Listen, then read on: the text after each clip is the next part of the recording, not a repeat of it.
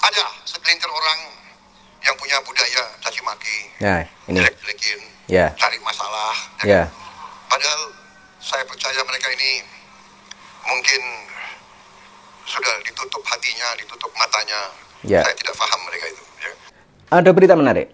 Dengan terpilihnya Pak Prabowo Subianto menjadi Presiden Republik Indonesia, tentu rakyat Indonesia punya harapan besar kepada beliau untuk membawa bangsa ini menuju bangsa yang lebih baik dan lebih maju, dan tentu saja menjadi bangsa yang besar yang bisa bersaing dengan bangsa-bangsa lain yang ada di dunia.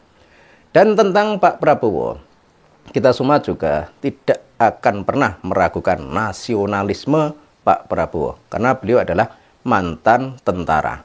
Dan jiwa patriotik dan jiwa cinta tanah air, Pak Prabowo adalah salah satu sosok di negeri ini yang tidak perlu diragukan dan tidak perlu dipertanyakan lagi. Dan kemarin ketika berpidato di kantor PKB, ada hal yang sangat menarik.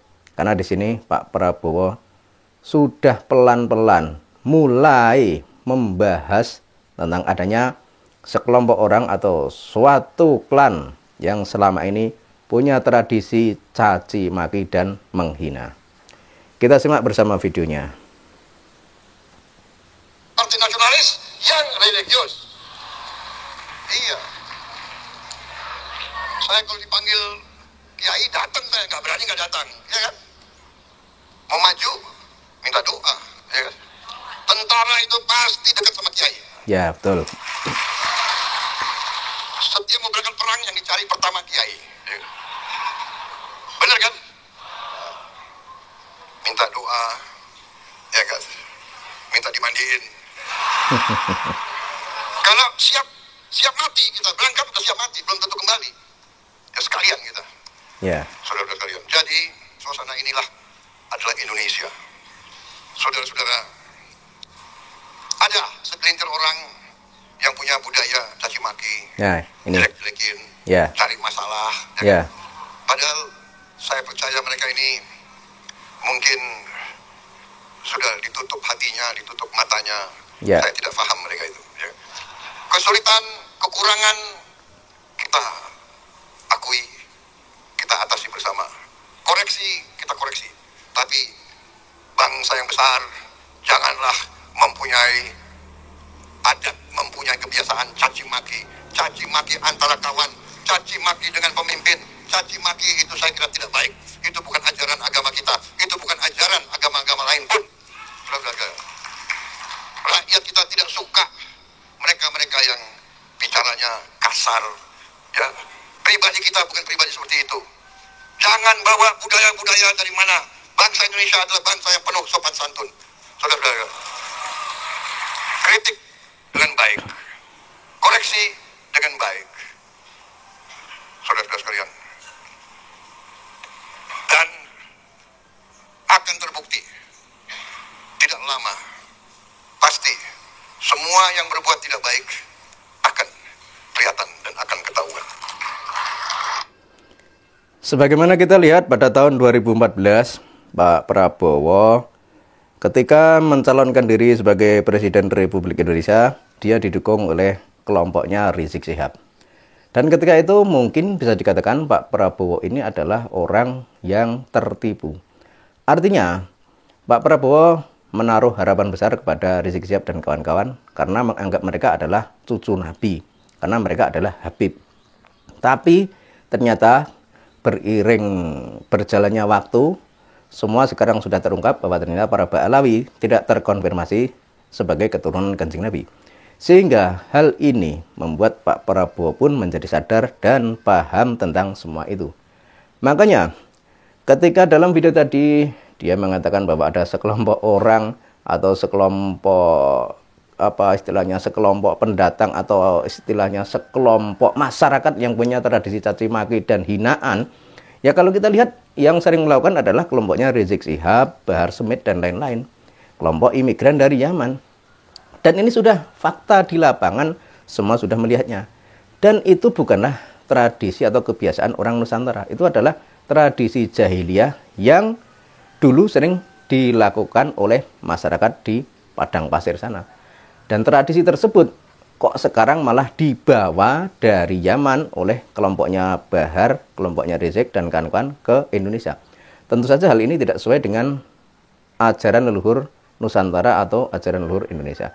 Dan kita tentu saja sangat berharap dengan Pak Prabowo Subianto, karena di sini beliau sudah memperhatikan kondisi masyarakat yang ada di lapisan bawah. Sebagaimana kita tahu bahwa masyarakat Indonesia, terutama umat Muslim, merasa gelisah dengan keberadaan kelompok Ba'alawi yang sering mencaci maki. Tidak hanya mencaci maki kiai dan ulama dan pribumi, tapi juga mencaci maki pemimpin negara. Silakan cek sendiri sepak terjang mereka, rekam jejak mereka seperti apa. Dan tentu saja apa yang disampaikan oleh Pak Prabowo ini harus kita apresiasi, dan ini bisa menjadi harapan besar bagi kita semua agar kedepannya bangsa ini menjadi bangsa yang makmur, yang tidak mudah diprovokasi atau dikacaukan oleh sekelompok orang dari Yaman. Karena fakta di lapangan, orang yang terperdaya oleh kelompok Yaman adalah orang yang menganggap mereka adalah cucu Nabi.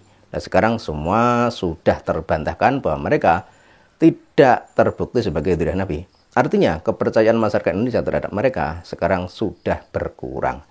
Dan kalau kita lihat juga pada masa pemerintahan Pak Jokowi, ada seorang Habib bernama Lutfi bin Yahya.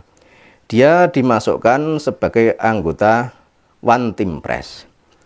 Ketika itu mungkin orang Indonesia, orang Nusantara masih berpikir husnudzon, karena ketika itu memang belum ada polemik nasab seperti sekarang ini.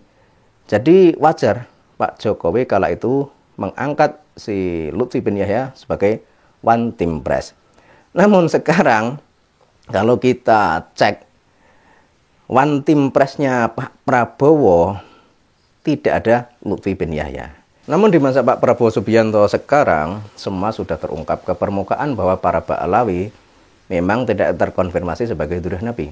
Artinya, para Ba'alawi atau para Habaib adalah manusia biasa yang tidak perlu diposisikan melebihi manusia yang ada di Indonesia ini. Sehingga di sini bisa dikatakan bahwa nanti di kabinetnya Pak Prabowo, dalam One Team Press-nya jangan sampai kelompok imigran Yaman dimasukkan ke sana. Sebab ada pepatah yang mengatakan bahwa jika kamu ingin bertanya tentang sejarah leluhur Anda, jangan bertanya kepada orang yang leluhurnya tidak sama dengan Anda.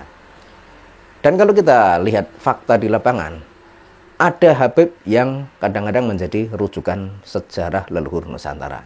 Nah, ini adalah sebuah tindakan yang tidak pas dan tidak tepat. Karena Habib tersebut bukanlah orang Nusantara. Mereka adalah keturunan imigran dari Yaman. Sehingga harusnya kalau orang Indonesia, orang Nusantara mau menanyakan sejarah leluhur bangsa, bertanyalah kepada orang yang asli Nusantara atau asli Indonesia, yang jelas-jelas leluhurnya dari Nusantara. Dan ke depan, untuk Pak Prabowo Subianto, mudah-mudahan dalam kabinetnya tersusun dengan rapi, dengan baik, dan jangan sampai kelompok imigran Yaman masuk ke dalam kabinet Anda.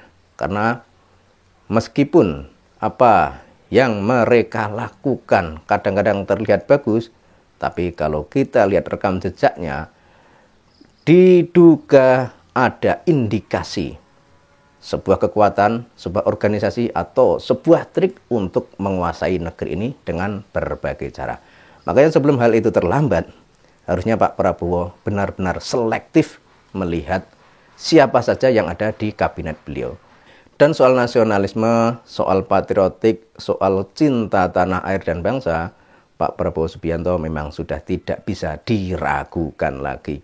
Artinya kita menaruh harapan besar, harapan yang sangat luar biasa terhadap Pak Prabowo Subianto. Mudah-mudahan nanti bisa membawa bangsa ini menjadi bangsa yang maju, bangsa yang hebat, dan bangsa yang benar-benar merdeka. Bukan menjadi bangsa yang terjajah di negaranya sendiri. Karena kalau kita lihat apa yang dilakukan oleh klan Ba'alawi, itu adalah sebuah tindakan penjajahan di atas negara. Artinya kita orang Indonesia, orang Nusantara, orang yang merdeka, tapi kenapa harus tunduk dan patuh kepada imigran dari Yaman cuma karena menganggap mereka adalah cucu Nabi. Maka pelajaran yang sangat berharga adalah pelajaran yang harus dilalui di masa ini. Artinya setelah adanya kejadian-kejadian yang silih berganti terkait apa yang dilakukan oleh para ba'alai dari Yaman, mudah-mudahan Pak Prabowo Subianto bisa mengambil hikmahnya sehingga ke depan tidak lagi memperlakukan habaib melebihi daripada orang-orang yang ada di Indonesia. Karena kita semua adalah warga negara yang memiliki hak dan kedudukan sama di mata hukum.